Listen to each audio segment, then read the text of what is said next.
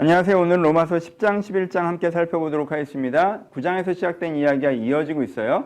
유대인을 감상적으로 보는 태도에 대해서 문제제기를 하면서 유대인의 문제점이 무엇인지 설명하고 있는 거예요. 유대인들의 문제는 뭐예요? 여전히 배우고 실천하는 방식, 율법의 방식에 머물러 있다는 거예요. 2절에 봅시다. 내가 증언하노니 그들이 하나님께 열심히 있으나 올바른 지식을 따르는 것이 아니라 하나님의 의를 모르고 자기 의를 세우려고 힘써 하나님에 의해 복종하지 아니하였느니라. 지금 하나님의 그 구원의 방식, 믿고 은혜 받고 변화되는 방식을 충분히 가르쳐 주시는데도 자기 이 지성의 인간관에서 벗어나지를 못해서 그냥 계속 배우고 실천하는 방식으로 그것을 편집해서 받아들이고 그 편집한 방식으로 열심히 하니까 이게 아무것도 안 되고 있다는 거예요. 이게 큰 자만의 문제이고 도대체 완고하게 못 알아듣는 문제가 이들 가운데 있다는 걸 바울이 지적하고 있는 것입니다. 그래서 그들의 말에 문제점을 얘기하는데요. 믿음을 말미암는 의는 이같이 말하되, 그러니까는 믿음의 의는 그들이 배우고 실천하는 방식에서 뭐라고 말하는 줄 알아? 하면서 말하되, 내 마음에 누가 하늘로 올라가겠느냐 하지 말라 하니 올라가겠느냐 하면 글쎄로 모셔 내려와 하며, 혹 누가 무적에 내려가겠느냐 하지 말라 하니 내려가겠느냐 하면 글쎄로 죽은 자에서 모셔 올리려는 것이라 라고 얘기하고 있어요. 이 말이 되게 좋은 말인데 그냥 읽어서 무슨 말인지 모르니까 잠깐 설명을 해봅시다. 무슨 뜻이에요? 네가 열심히 해서 어느 수준에 이를 수 있다고 생각하는 건 예수님께서 선언하신 주권, 그 구원으로만, 믿음으로 구원받는 그 말씀을 무시하는 거야. 네가 열심히 했지만 안 되니까 난 무저행 속에 떨어지는 거, 난 한심하다, 아무것도 못한다라고 하는 건 예수님께서 이 땅에 오셔서 널 구원하신 그 구원의 역사, 그 구원의 능력을 무시하는 거야. 네가 열심히 해서 뭔가 된다, 열심히 해도 안 되는구나 라고 생각하는 건 이 구원 자체, 예수 그리스도의 사역 자체를 무시하는 거야 라고 지금 얘기하는 거예요. 그래서 구원의 법도, 이 믿음의 법도와 완전 다른 방식으로 하기 때문에 문제라는 것을 계속 반복해서 얘기하고 있습니다. 그래서 어떻게 해야 된다고 얘기해요? 10절에 사람이 마음으로 믿어 의에 이르고 입으로 시인하여 구원에 이르느니라. 이 믿음의 방법으로만 된다는 거예요. 내가 의롭다 하시는 그 하나님, 나를 사랑하시는 하나님, 나와 성령으로 동행하시는 하나님, 그 하나님과의 영적인 교제를 통해서 내 영혼이 점점점 살아나가는 그 구원만 나를 의에 이르게 한다는 거예요. 그것만 된다는 거예요. 그렇게 배우고 실천하는 방식은 안 된다라고 계속 강조하고 있어요, 바울이. 그런데 그러니까 어떤 상황이에요? 10장 21절에 이스라엘에 대하여 이르되 순종하지 아니하고 거슬 말하는 백성에게 내가 종일 내 손을 벌렸노라 하였느니라. 무슨 뜻이에요?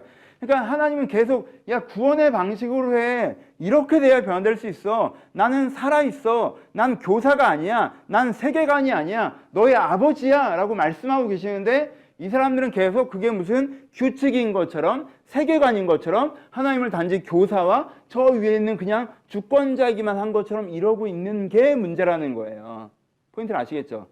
그러니까는 여기에 하나님은 해결하려고 하고 이들이 자기 생각에 갇혀있는 장면이지 하나님께서 얘네들을 쓰고 버리고 얘네들을 평가하고 배제하고 이런 게 아니라는 거예요. 저희 역사를 바라보는 이 로마 교회의 관점이 되게 왜곡되어 있다는 걸 계속 설명하고 있는 거예요. 이 얘기는 11장까지 이어지죠. 그래서 이제 적용점으로 얘기하고 있는데 바울이 그러면 유대인들은 끝장난 거야? 계속 이러고 있는데 얘들은 계속 이 생각에 갇혀 있어? 아니 그렇지 않아 라고 11장에 새로운 설명을 시작해요. 어떤 설명이냐면요, 너희들이 자꾸 유대교를 조직으로 바라보니까 이 조직이 기독교에 통합되지 않으니까 하나님이 유대교를 버리셨냐, 유대인들을 버리셨냐라고 얘기하는데 그게 아니라 하나님은 계속 이렇게 팔을 벌리고 한 명 한 명을 구원하고 계셔. 그 남은 자를 찾고 계셔. 물론 많은 유대인들이 여전히 예수님을 믿지 않고 복음으로 돌아오지 않고 있지만 예수님께서는 하나님께서 한 사람이라도 돌이키게 하시려고 그 유대인들 한 사람 한 사람을 찾아가시고 도전하시고 콜링하시고 계신 거야.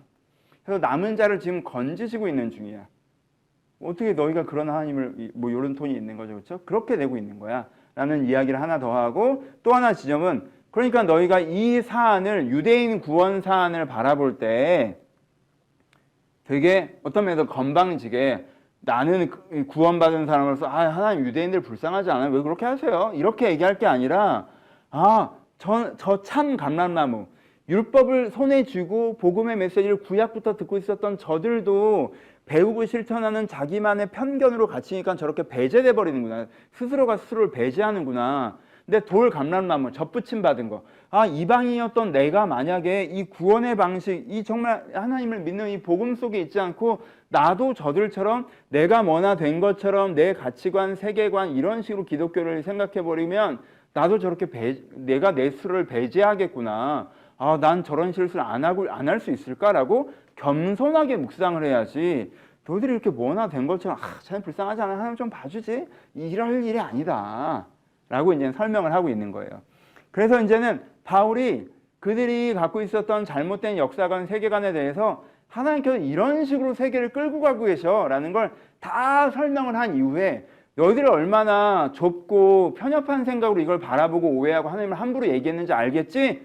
그렇게 보면 안 되는 거야. 하나님을 신뢰해야지. 하나님이 정말 좋으신 하나님, 역사의 주관자인데 신뢰할 만한 주관자라는 걸 너희들이 믿어드려야 돼 라는 얘기를 하면서 깊도다 하나님의 지혜와 지식의 풍성함이요 그의 판단은 헤아리지 못할 것이며 그의 길은 찾지 못할 것이로다. 누가 주의 마음을 알았느냐? 누가 그의 모사가 되었느냐? 누가 주께 먼저 드려 갚으심을 받겠느냐? 이는 만물이 주에게서 나오고 주에게로 말미암고 주에게로 돌아감이라. 그에게 영광이 세세로 있을지로다. 하나님께서 이 역사를 정말 선의와 사랑으로 주관하고 계셔. 내가 무슨 모사, 내가 무슨 지혜로운 하나님 이런 식으로 하세요, 저런 식으로 하세요. 왜 그렇게 해요? 이럴 게 아니야.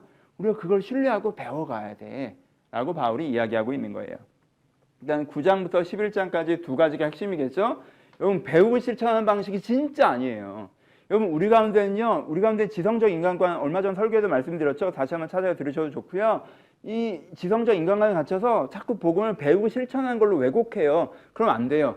믿고 은혜 받아 변화되는 거예요. 그게 복음의 방식이고 그게 우리를 진짜 의에 이르게 하는 정말 변화시키는 거예요. 이걸 계속 강조해요. 그리고 두 번째 이 부분이 핵심이겠죠. 그러면 하나님은 신뢰할 만한 주관자세요. 역사의 주관자신데 신뢰할 만한 주관자세요. 우리가 이 본문을 또 이 맥락을 잘못 이해하고 읽은 사람은 누가 깊던 하나님의 지혜와 지식에 부여하며 그가 토기장이다.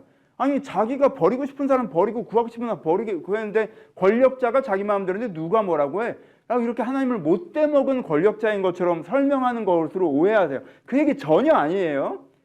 지금 하나님이 힘세니까 닥쳐가 얘기한 게 아니라 하나님이 얼만큼 고민하시면서 선의로 하고 계신데 어떻게 그 마음을 네가 모르고 함부로 재단해? 라고 얘기하고 있는 거예요. 하나님은 신뢰할 만하신 분이세요. 그러니까 여러분 때에 따라서 상황을 보고 내 입장을 보고 감상적으로 생각하면 하나님 왜 나한테 이렇게 하세요? 하나님 세상 이렇게 하세요? 하나님 나쁜 것 같아요? 이렇게 생각될 때가 있는데 그러지 마시고 오히려 겸손하게 주의 뜻을 분별하려고 하나님 분명히 선의가 계실 텐데 그것이 무엇입니까? 알아가려고 하셔야 됩니다. 여러분 누군가를 신뢰한다는 게 무엇입니까? 다른 사람들은 그 사람이 이런 나쁜 사람이래 저런 사람이라고 해도 내가 그럴 사람이 아니야. 그 사람 얘기를 들어봐야 돼. 내 그 사람 인격을 알아. 믿을 만한 사람이야. 이게 신뢰 아니에요? 하나님을 이렇게 신뢰하십시오. 하나님의 역사를 끌고 가시고 여러분들의 인생을 끌고 가시는 걸 신뢰하세요. 하나님 왜 이러세요라고 하지 마시고 신뢰하세요. 그리고 따라가 보세요. 그럼 하나님께서 여러분들의 마음과 삶을 변화시킬 것입니다. 그 은혜에 도달할 수 있을 것이라고 확신합니다. 이런 관점으로 한번 읽어보셨으면 좋겠습니다. 감사합니다.